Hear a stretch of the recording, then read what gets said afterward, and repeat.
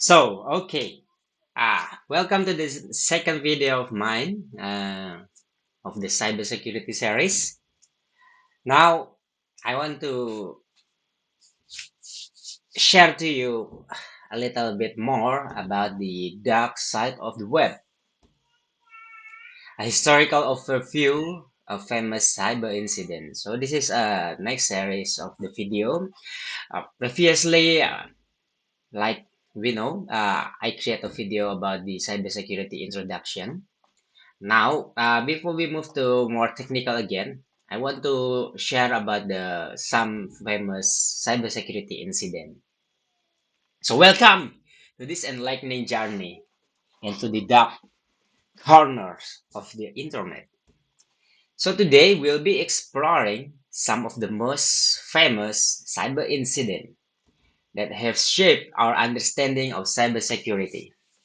This incident range from state-sponsored attack to individual criminal activities or criminal hacker or individual hacker and highlight the evolving threats in the digital landscape.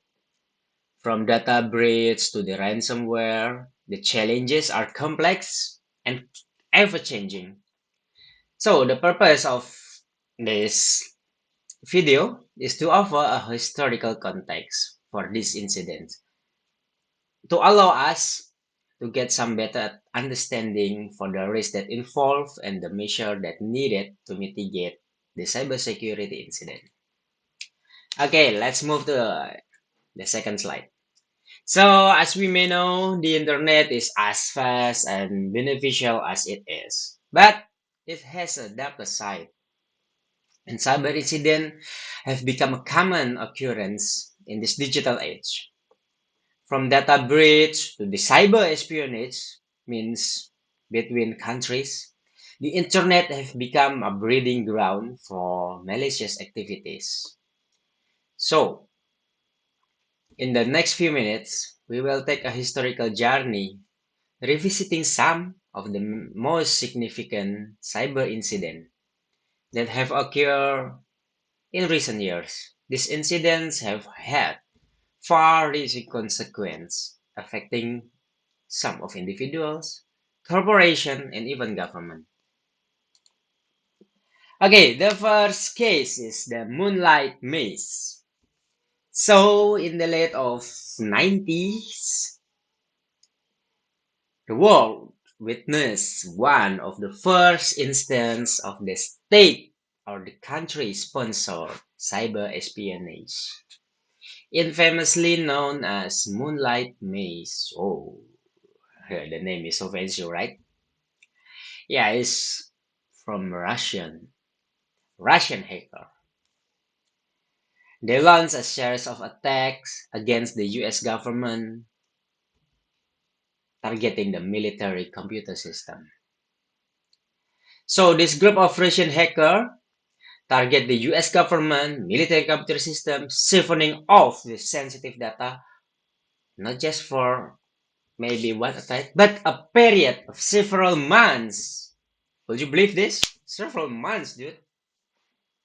Okay, it's not just for a day or two, three, but it's months, several months. What set this apart was not just the scale, but also the sophistication of the attacks. Oh, I really love the person that thinks so far, especially in the sophistication. For this time, this technique employed were considered advanced, and the incident served as a wake-up call for the US, urging a re-evaluation of cyber defense strategies. Yeah, within a tragedy, humanity can learn something, of course, right? And it's like a trigger, like a catalyst to make us more aware. So, Moonlight Maze is a landmark case because it exemplifies the potential of cyber activities to disrupt the national security, national level, not personal level again, the national level It opened the world's eyes to the fact that warfare was no longer confined to physical battleground. Oh, what is it? Nuclear war or what we call rocket launch war? It requires more time, more physical activities. It can be replaced or this proof that the attack can be in the form of digital. No physical person, no physical attack, but the impact still bigger than what physical attack can be. So the front line had extended into this digital realm. Oh, scary, right? Actually, the technical perspective is too complicated. Even if we discuss it in this video, it will be create a very long video one, including the attack, how the reconnaissance process took, and how the attack firstly incurred. But this is for our understanding, for our knowledge first, that there is a very first famous national level attack of cybersecurity to make us to raise our awareness of the level of severity this cybersecurity attack. Oh, and then now Stuxnet.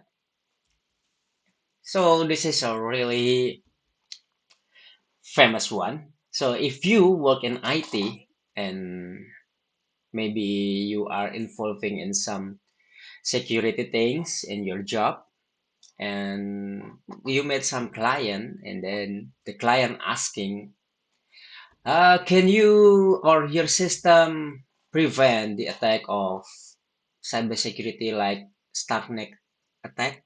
And then you're wondering, what is a Stuxnet? Oh, you must be very ashamed. That is what happened to me like maybe 5 years ago.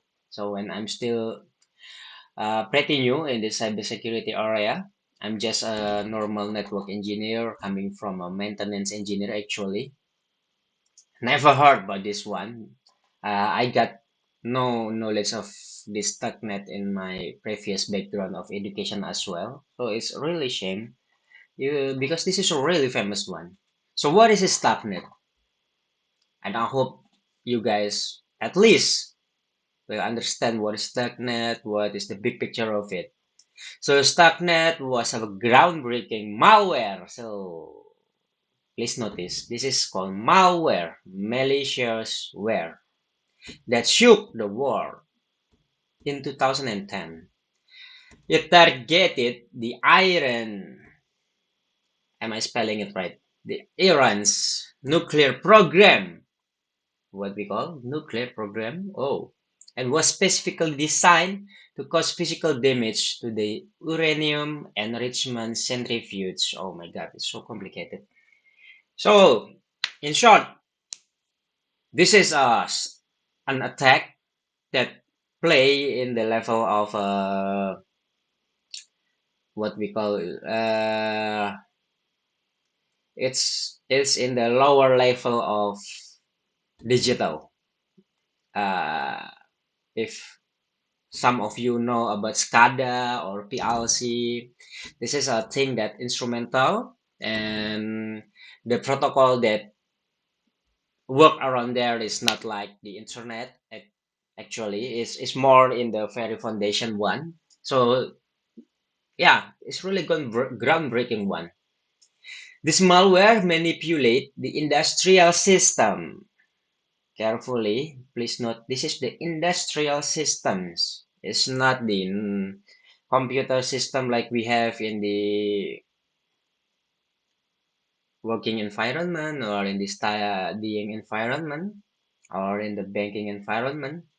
This is a specific industrial system. This malware manipulate in order to spin the centrifuge out of control while simultaneously sending out normal readings to the safe operator. So you can imagine The centrifuge out of control, but the reading system that read by the operator said that, oh, it's normal one, nothing happened. The attack is widely believed to have been a joint operation between the US and Israel. Please, this is disclaimer. This is for the purpose of study.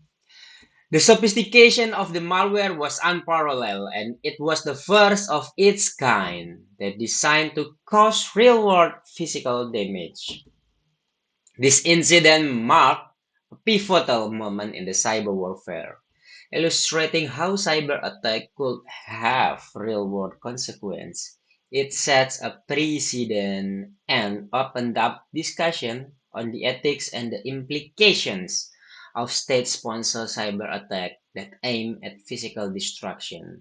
So just to give some additional information, what I mean by the industrial system means that this can happen to a factory, to a manufacturing factory, and then even to the airport, in the traffic light, in the everything that connected to electricity, like billboard, like everything else that you see on the road.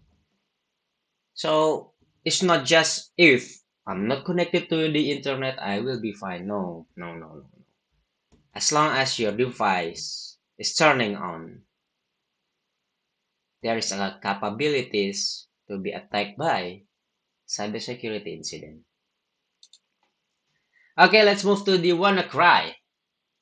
So WannaCry was a ransomware that affect more than 200,000 computers in 150 countries in 2017. Oh, so many thousand, so many thousand, so many thousand. So this is a scary one. It's really hit the internet at the time, and yeah, it's become a massive hype. Yeah, the ransomware. This is part of a ransomware. Why is called ransomware? Let's just try to deep dive a little bit. Ransom and ware. Ware means sometimes something like a device in the term of software or hardware, and the another word is ransom, mean that it will ask you a ransom in order to free you from the attack. So the ransom were encrypting the files of the affected files and demanded payment in the term of cryptocurrency for the release. This wasn't just an attack, it was a global crisis. It's a big robbery. The attack exploited a vulnerability in the Microsoft Windows, which had been discovered and kept secret by the US National Security Agency. Yeah. So maybe you guys understood why the Microsoft give some updates into their OS and then keep updating the operating system, Windows 7, Windows 8, Windows 10, Windows 11, and so on. And so do the other hardware like Android and then iPhone. They are trying to keep updating the system in order to keep closing the vulnerability that they might occur. This is the part where the cybersecurity expert play. They need to find, is there any kind of vulnerability in our system? What do we do then? And etc. So when the exploit was leaked, it didn't take long for hackers to take the advantage of it, leading to widespread chaos and disruption. When a passage, a vulnerable things occur, and the attacks coming, it's really hard to closing it. So we need to be more proactive. We cannot be a reactive person anymore. Actually, in the real life, we cannot be a reactive person. We need to be proactive. But in the digital level, because like I said, these digital things create opportunity for anybody in the world. Like, how many billion people now? As long as they have connectivity to gadgets or everything else that make them have the freedom to access something, yeah, the chance of the attack will be very much increased. That's why reactive is not a call anymore. We need to be a proactive one. Yeah, so WannaCry was a wake-up call in many ways. It highlighted the danger of stockpiling cyber vulnerabilities and demonstrate how a single exploit will lead to global consequences. Oh my god. Every day becomes scarier. But please, be optimist.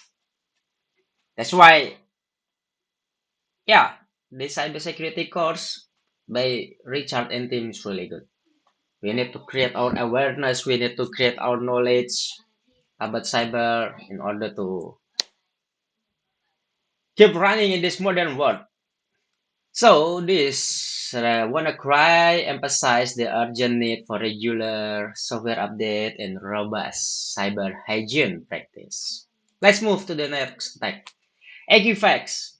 Equifax is one of the largest credit reporting agencies in the US, suffered by a massive data breach. This breach exposed the personal information of over 147 million people, including their social security number and credit card data. Oh, just both of these will be a very big significant to the hacker if they get this data. So this was not just a breach; it was a severe invasion of personal privacy on an unprecedented scale. This incident served as a stand wake-up call for corporations to take data security with utmost seriousness. Companies started to realize that cybersecurity was not just an IT issue, but a business critical consideration. Yeah, you maybe know that like 5 or maybe 10 years ago, the cyber things has not become a big problem. Someone hacked something because it's country level, national level security, or maybe just hacking the Facebook account. But this is a big company, largest credit reporting agency, mate. Can you believe it? They must be have some decent IT worker there, decent infrastructure, and everything else. But they are still exposed. This equivalent breach had far-reaching implications, including multiple lawsuits and a decline in consumer trust. Most important thing, trust. It underscored the need for stringent data protection measures. And of course, we keep believing that regulatory need to come in. Regulatory oversight, pushing for a reconsideration of how personal data is stored and secure. So, if everyone can make a website, can make a system, we need to discuss together between the government, the private, the researcher, and everyone else about regulation. How privacy data need to be stored, need to be collected, and need to be transmitted. So it's not just about I want to create a website. I need to create a fill form. Hey everyone, fill the form. Fill your full name, fill your birth date, and everything else. And I don't care when I need to store it. Maybe I just put it on the Google form forever. I don't know. We need to make a regulation so every single person will not take some undirected things in order of this personal data storage information. Okay, now move again to the ransomware. So, we know that the ransomware already talked before about the WannaCry, but let just a little bit talking more about this. So, actually, ransomware, first appearance is in 1989 as the Trojan. This malicious software encrypts file on a victim's computer and demand a ransom for the release. While the primary motive is often financial gain, this method of attack have become increasingly sophisticated, evolving from simple phishing emails. Yeah, this phishing kind things is still working till now. To more complex tactics like double extortion and even targeting critical infrastructure. Ransomware will not discriminate. It's not just targeting individual. It's targeting businesses, large organizations, and even national security. The attacker often demand payment in the form of cryptocurrency for now, making it difficult to trace them. Yeah, cryptocurrency eliminate transparency in the form of accountability. They're transparent about how, when, where, who sending or who receiving. But the profile of them, the account is not explicitly shown. And even the server of the crypto itself cannot trace them physically in the real world. Yeah, because if they can, there is no use of this cryptocurrency. We can just use our normal money system that we know, banking and everything else. That's why this crypto even have really great benefit, but it's like a double-edged sword. Like you can do it for good, you can do it for bad. Okay, and then the threat of ransomware is omnipresent, and its evolution signifies the adaptability and resourcefulness of cybercriminal. It is a constant reminder of the need for the proactive cybersecurity measure, including regular data backup and then the employee training. I need to put this one on a specific slide because I believe ransomware is becoming a type that is not just like Stuxnet or maybe the effect like previously talked before. This ransomware will keep evolving in the term of the method, but the prototype of concept is still the same. It's a malicious software that asking for ransom for your file. Okay, now we move to the case of my country governance, which means Indonesia. Yeah, it's a little bit shame, but because this is a famous one, I need to talk about it. So, in 2021, Indonesia's Ministry of Health suffered a significant data breach that exposed the personal health records of millions of citizens. Over 1.4 million records were compromised, with the data size of more than 2 gigabytes. Hey, 2 gigabyte in the form of plain text will be really, really big, including this sensitive information like national identification number and medical histories. Oh my god, this is really big one. The breach has several ramifications, eroding public trust in Indonesia's healthcare system. Yeah, I know Indonesia is not one of the leader, even in the Southeast Asia, even in Asia. So we don't talk about the leader of the world. In the term of healthcare system. Yeah, but still, because of this case, the public trust become maybe like minus from zero to minus because it wasn't just a violation of privacy. It was a blow to the nation's credibility. This incident urged a nationwide reconsideration of data protection. This breach highlight the vulnerabilities in government database and push for an overhaul in data security protocol. It serves as a crucial lesson for Indonesia and other countries about the risk of underestimating cyber threat and the importance of investing in robust cybersecurity infrastructure. So maybe